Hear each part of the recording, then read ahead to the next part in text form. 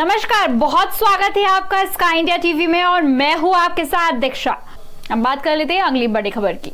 शिवपुरी जिले की कोलारस विधानसभा इस बार नए समीकरणों के साथ नई इबारत लिखने जा रही है। पूर्व समय में सिंधिया समर्थक वीरेंद्र सिंह रघुवंशी भाजपा विधायक हैं, जो अपने साथियों के साथ विगत दिनों कांग्रेस में शामिल हो गए। बैजनाथ सिंह यादव सिंधिया समर्थक है और ये भी भाजपा छोड़कर कांग्रेस में शामिल हो गए। स्वर्गीय राम सिंह यादव दादा इस सीट पर कांग्रेस के दिग्गज नेता रहे। उनके निधन के पश्चात यह सीट उन्हीं के पुत्र महेंद्र यादव को मिल गई। कोलारस विधानसभा यादव बहुल्य क्षेत्र है और सूत्रों की माने तो वीरेंद्र रघुवंशी शिवपुरी से टिकट चाह रहे हैं और वहां कोलारस के बजाय शिवपुरी की समस्याओं को पुरजोर तरीके से उठा रहे हैं। कोलारस में बस स्टैंड की मांग पुरानी है, लेकिन वर्तमान परिदृश्य में सारे सिंधिया समर्थक कांग्रेस ज्वाइन कर रहे हैं और इस प्रकार कांग्रेस का पलड़ा भारी दिखाई दे रहा है। हमारे ब्यूरो चीफ विनोद विकट ने जनता के बीच जाकर उनके मूड को जानने की कोशिश की, तो उन्होंने क्या कुछ जाना, आइए सुनते हैं। नमस्कार, आप देख रहे हैं A1 TV news channel Bhopal. मैं आपके साथ में विनोद विकट। चूँकि मध्य प्रदेश में विधानसभा चुनाव आ गए हैं और इस चुनाव के चलते आज हम पहुंचे हैं शिवपुरी जिले की कोलारस विधानसभा में। तो आज मेरे साथ बातचीत करने के लिए उपस्थित हैं विवेक व्यास, वरिष्ठ पत्रकार एवं एडवोकेट। आपका बहुत बहुत स्वागत है। धन्यवाद विनोद भाई।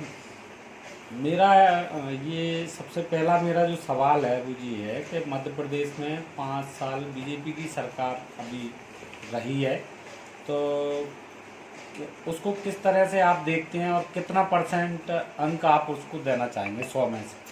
एक्चुअली में 5 साल से तो नहीं है, वो 17 साल से ही है मध्य प्रदेश की में बीजेपी की सरकार। थोड़ी 1-1.5 साल के लिए कांग्रेस की आ गई थी, तो वो उठा पटक करके भाजपा फिर से जो है सत्ता में काबिज हो गई है, तो आप उसको 17 साल ही बोलें। ठीक है। और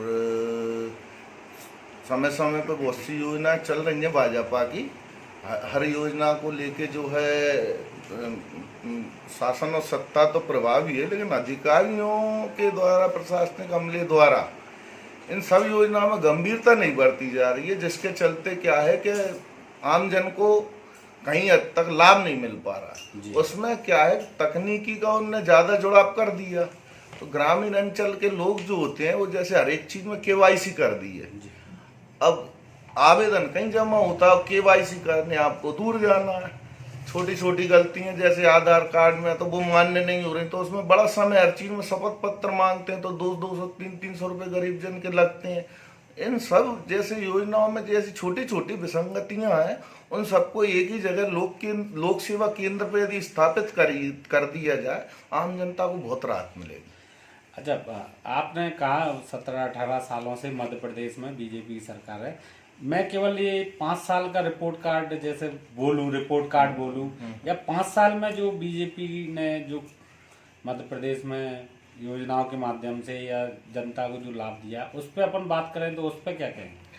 उसमें कहना ये है कि अपन उसको 5 साल की नहीं मान रहे हैं, अपन उसको 1 साल कोरोना काल में गया और 1 साल कांग्रेस की 1-1.5 साल रही, तो वो 3 साल का अपन भाजपा कार्यकाल मानते हैं। जो 3 साल में भाजपा का जो कार्यकाल है, उसमें मूल भाजपाई और जो वरिष्ठ भाजपाई थे ना, सिंधिया के भाजपा में आने से और उनके द्वारा भाजपा को सत्ता सौंपने से कहीं ना कहीं मूल भाजपा है या बड़े भाजपा के नेता हैं, वो साइडलाइन कर दिए गए हैं और इस समय सिंधिया समर्थक मंत्री प्रभावी हैं हर जगह, खासकर हमारे कोलारस क्षेत्र में देखा जाए तो ये स्थिति बनी हुई है, जिसके चलते जो है मूल भाजपाई बहुत से जैसे उन्होंने अपने सम्मान को लेकर या उनको पद न मिल पा रहे उसको लेकर जो है पद छोड़े हैं। तो ऐसी स्थितियां मूल भाजपाई और आयतित कांग्रेस सिंधिया समर्थकों में जो है खींचतान का माहौल ज्यादा रहा है। ठीक है। अब चूंकि विधानसभा नजदीक है, आचार संहिता भी लगने वाली है और बीजेपी जो सत्ताधारी दल है बीजेपी, उसने एक पहली सूची जारी की, उसमें 39 उम्मीदवार घोषित किए, दूसरी सूची जारी की, उसमें उम्मीदवार घोषित किए। विपक्षी दल कांग्रेस ने अभी सूची जारी नहीं की है। तो कोलारस में जैसे बीजेपी से प्रमुख दावेदार कौन से हैं और कांग्रेस से प्रमुख दावेदार कौन से हैं? यहाँ देखा जाए तो मध्य प्रदेश पहले जहाँ कोलारस में उपचुनाव और जो चुनाव हुए हैं उसका गवाह पूरा मध्य प्रदेश रहा है। उपचुनाव कितना भयंकर यहाँ पे रहा है, और गुना जो है किला हम कहें और सीपरी ग्वालियर महल, उनमें लगातार यहाँ टकराव होने से ये कोलारस में बड़ी जो है जो राजनीति है बहुत उत्थान और बहुत विवादित राजनीति रहती है। यहाँ ये महल और किले के वर्चस्व का एक केंद्र बिंदु है कोलारस जी। तो इसको लेके क्या है कि सबकी निगाह यहाँ रहती हैं। अब यहाँ देखा जाए तो सिंधिया समर्थक आने से बहुत बड़े बड़े नेता आ गए हैं। जब कोलारस में भाजपा रहती थी तो एक दो नेताओं के नाम उम्मीदवारी के लिए रहते थे, जैसे हम माने देवेंद्र जैन है, विपिन खेमरिया, गोलू व्यास हैं, रामजी व्यास हैं, जो भी जिनका हो। लेकिन अब सिंधिया समर्थक आने से एक्स्ट्रा 4-5 उम्मीदवार बढ़ गए, जैसे हरवीर रघुवंशी जी हैं, महेंद्र यादव जी हैं, हरिओम रघुवंशी है, रविंद्र शिवहरे हैं, तो ऐसे और अन्य जो मैं भूल रहा हूँ। और मूल वाजपेयी में से भी अपन माने तो जैसे विपिन खेमरिया हैं, सुरेंद्र शर्मा हैं, राम स्वरूप रावत हैं, गोलू व्यास है, गोलू व्यास, राम व्यास, जो एक चेहरा जो भी है। तो ऐसे क्या है बहुत से नेता क्या है कि अब यहाँ भाजपा में क्या 1 दर्जन उम्मीदवारी हो रही है। निश्चित ही मुझे ऐसा लगता है जिस हिसाब से शीर्ष नेतृत्व में मोदी अमित शाह जो निर्णय दे रहे हैं, तो यहाँ जो बिखराव फैलाव और अंतर्द्वंद है इसको शांत करने के लिए वो कोई नया बड़ा चेहरा उतार सकते हैं जिससे ये सब चीजें शांत हो जाए। ठीक है, बीजेपी के उम्मीदवार आपके कथन में मेरे सामने आ गए। अगर मैं कांग्रेस की बात करूं तो कांग्रेस में और बताएं कोलारस। कांग्रेस में मूल रूप से जो काम करने वाले व्यक्ति थे, जो शुरू से जिन्होंने मौका का इंतजार नहीं किया, मूल रूप से जुड़े रहे, ऐसे कांग्रेसियों में अशोक शर्मा गुरु जी हैं, भानु पारीक है, दीपक शिवहरे है, युवा नेता, बहुत मेहनत की है उसने, पवन यादव जी हैं जो लगातार जो है शुरू से कांग्रेस से जुड़े हुए हैं वो। तो ये तो मूल व्यक्ति हुए। अब जो इसमें जो है इन्होंने भाजपा छोड़ के जो कांग्रेस में अभी सदस्यता ग्रहण की है उसमें जैसे बैजनाथ सिंह जी हैं, गोटू जैन जी हैं और वीरेंद्र रघुवंशी जी हैं, ये 3 चेहरे। तो इन सब चेहरों में जो है यहाँ भी कांग्रेस में भी हम कह सकते हैं कि मूल कांग्रेसियों को शायद साइडलाइन किया जा रहा है और अभी प्रभावी रूप से इनकी उम्मीदवारी है। जी, आखिरी सवाल। अब मैं ये जैसे चूंकि बार बार देखने में आ रहा है और चैनलों पे भी आ रहा है कि मध्य प्रदेश में 50-50 बता रहे हैं, जो सीटें हैं मध्य प्रदेश की उसमें 50-50 बता रहे हैं, 50 भाजपा 50 कांग्रेस। आप क्या मानते हैं?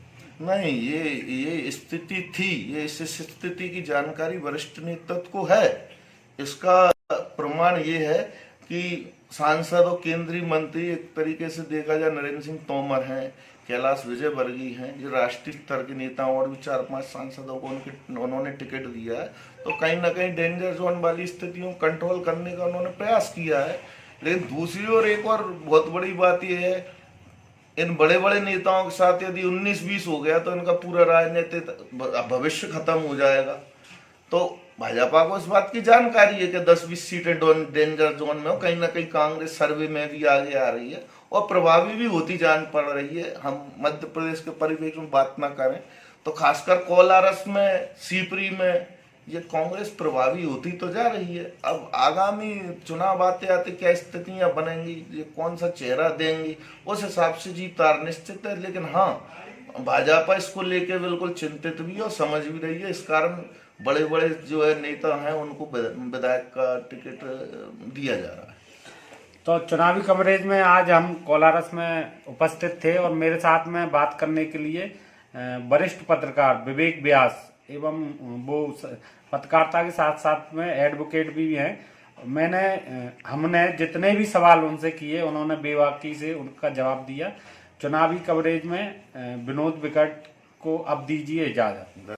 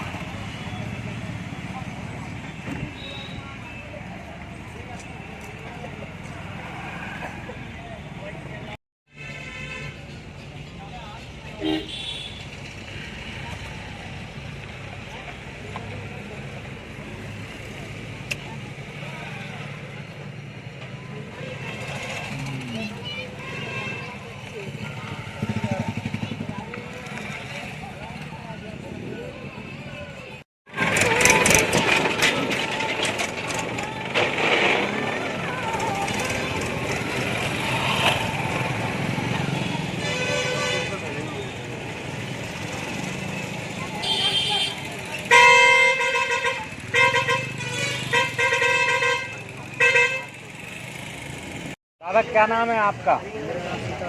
थोड़ा जोर से बोलो। सीताराम सीताराम, कहाँ के रहने वाले हो?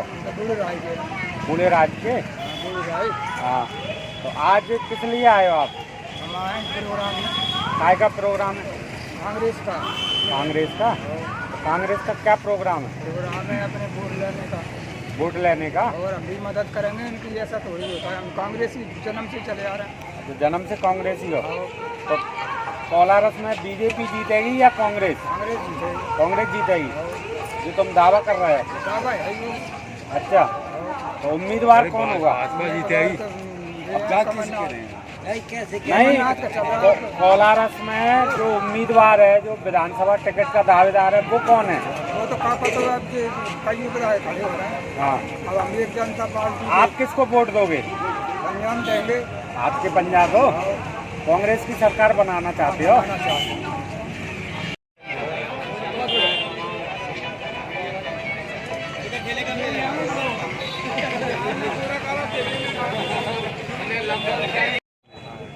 क्या नाम है आपका? महेश दाकर, महेश दाकर जी, कहाँ के हो आप? कुमरउआ के। कुमरउआ के।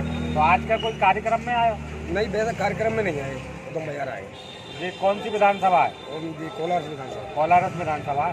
तो इस बार आप कांग्रेस पार्टी को यहाँ जिताओगे या बीजेपी को? वैसे तो बीजेपी का, इस बार कांग्रेस वोट देंगे। अच्छा, वैसे आप बीजेपी की हो, लेकिन इस बार कांग्रेस वोट देंगे। कांग्रेस को वोट दोगे?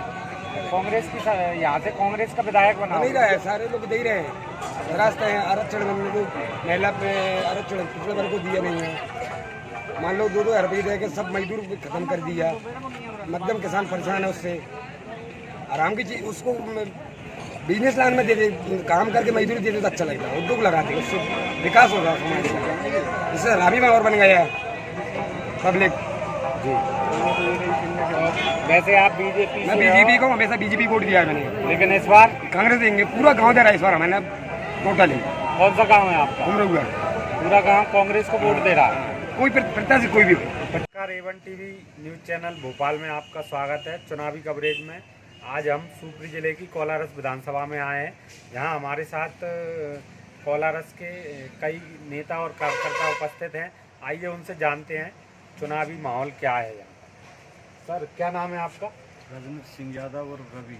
थोड़ा जोर से बोलें। राजेंद्र सिंह यादव और रवि, ग्राम रामगढ़, जनपद सदस्य, जनपद पंचायत बदरवास। जी, अच्छा, मेरा ये सवाल है, मध्य प्रदेश में कहने को तो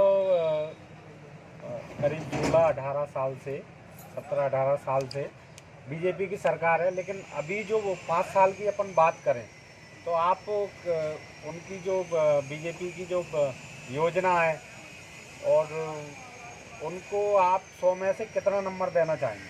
100 में से मैं 0 नंबर दूंगा उनको, क्योंकि एक तो किसान का उन्होंने इतना बुरा हाल कर दिया है कि आप उसको जीने मरने के लाले पड़ रहे हैं। आज सोयाबीन कम से 3-3.5 हज़ार और 4 हज़ार से ऊपर नहीं बेच रहा। आप देख रहे हो बीमा बिल्कुल मिल नहीं रहा 3-4 साल से। सबसे ज़्यादा नाराज़गी है तो किसानों में है। और वो तो आप जो मान लो सरकार तो 18 ही में बदल गई थी। वो तो जो 35-35 करोड़ में विधायकों ने वो दलाली करके पैसे लेके बीजेपी की सरकार बना दी। और इस सरकार में जितना जो भ्रष्टाचार हुआ है अभी जो 3.5 साल की सरकार में जो सिंधिया जी ने बनवाई है, जब से शायद ये मैंने कभी देखा होगा। अच्छा, मेरा सवाल, एक और सवाल है आपसे। जैसे कोलारस विधानसभा में मूल कांग्रेसी की बात करें तो उनके नाम कौन कौन से? श्री बैजनाथ सिंह जी यादव, बस सिर्फ एक ही नाम चल रहा है जनता में। पूरी कोलारस विधानसभा की पुकार है दादाजी अब की बार है। अच्छा, और भी जैसे एक जितेंद्र जैन गोटू हैं, वो बीजेपी को छोड़ कर आए हैं और कोलारस से दावेदारी जता रहे हैं, तो आप क्या कहेंगे? नहीं, सीट तो दादाजी निकाल पाएंगे। जितेंद्र जैन का इतना वर्चस्व नहीं जितना दादाजी का है, क्योंकि वे स्थानीय प्रत्याशी हैं, सबसे बड़ी बात। और उनका जो व्यक्तिगत व्यवहार है वो सबसे बहुत अच्छा है। बैजनाथ सिंह यादव जी की बात कर रहे हैं, तो क्या वोट बैंक होगा उनका यहाँ कोलारस विधानसभा में? कोलारस विधानसभा में एक तो यादव और सब सर्व समाज को लेके चलते हैं। वो तो सर्व समाज उनको वोट देगी और बहुत अच्छी, मतलब कम से कम 25,000 वोटों से जीतेंगे। ये आज आप नोट कर लो। अच्छा, क्या है? मेरा नाम दीपक शिवारी है, मैं कांग्रेस का सिपाही हूँ। अच्छा दीपक जी, बताएं, क्या चुनाव, मध्य प्रदेश में चुनाव आ गए हैं और क्योंकि बीजेपी ने 2 बार सूची भी जारी कर दी है प्रत्याशियों की, लेकिन विपक्षी दल कांग्रेस ने नहीं की। क्या कहेंगे?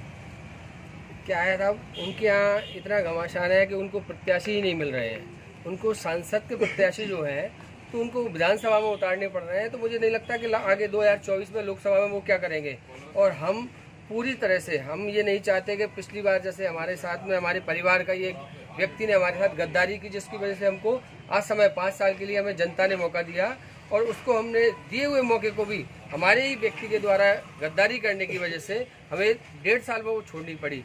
तो इस बार हम वो गलती को नहीं दोहराना चाह रहे हैं। एक एक व्यक्ति को आदरणीय कमलनाथ जी और हमारे पूरे मध्य प्रदेश में पूरे क्षेत्र में घूमने वाले आदरणीय बाबा साहब जयवर्धन सिंह जी हर चीज़ पे बहुत बारीकी से, दिग्विजय सिंह जी बहुत बारीकी से सभी को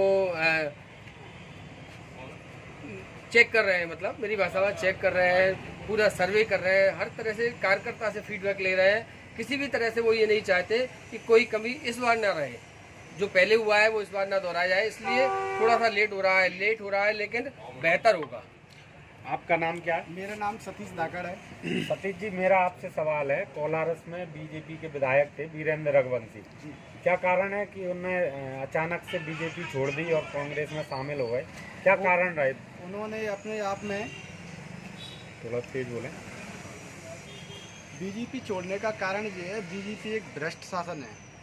उनने देखा बीजेपी के वो एमएलए रहे, जब उनने जनता की उनके द्वारा जो योजना बीजेपी की थी वो भ्रष्ट नीति पे थी, नहीं काम हो पा रहे, इस कारण उन्होंने पार्टी छोड़ी। अच्छा, लेकिन अब मैं और जानना चाहूँगा, मैं भी आपसे एक प्रत्याशी के रूप में यहाँ पे। अच्छा, आप प्रत्याशी हैं? जी, क्या आप प्रत्याशियों के रूप में? प्रत्याशी के रूप में मैं काम कर रहा हूँ। पार्टी का सतीश धाकड़। छोटा सा सतीश धाकड़ मेरा नाम। सतीश धाकड़। हाँ, और लंबे टाइम से काम कर रहा हूँ पार्टी में, कोई दल छोड़ा नहीं है, अब छोड़ के आया नहीं हूँ और मूल कांग्रेसी हूँ। और रही बात, जो भी है कांग्रेस पार्टी टिकट देगी उसके साथ निष्ठा से काम करेंगे, पार्टी हमारी मांग है।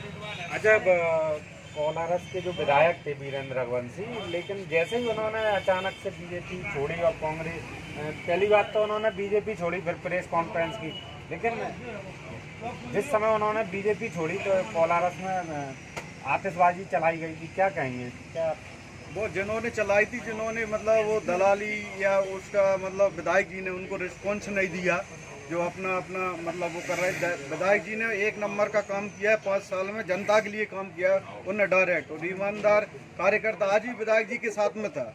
सिर्फ दलाल लोग नाराज थे जो विधायक जी की वोट में दलाली नहीं कमा पाए। कंट्रोल बजरी मतलब ऐसी चीज़ है। विधायक जी की बहुत जनता के अंदर बहुत स्वच्छ छवि है। ऐसा मैंने ईमानदार विधायक नहीं देखा वीरेंद्र भाई साहब जैसा।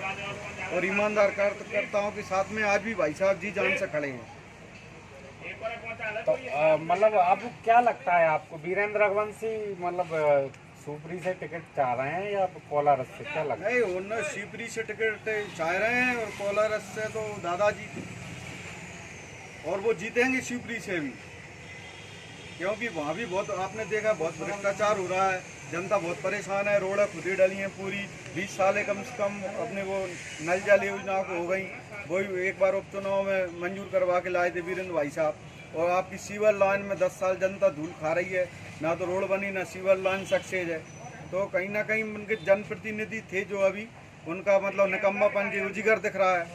और वीरेंद्र भाई साहब काम करने वाले हैं, वे तो कहीं से भी लड़ा दो उनको, जनता के काम करते हैं वो। तो पहले भी भाजपा ने पूरी ने विरोध किया था, पूरे मूल जो भाजपाई थे वो पूरे कांग्रेस की प्रत्याशी का काम कर रहे थे। मैं उस चुनाव में खुद था उनके साथ में, तो मुझे सब चीज़ का पता है। के बावजूद भी जनता ने उनको जिता दिए थे। उस सीट को उपचुनाव में शिवराज सिंह जी 8.5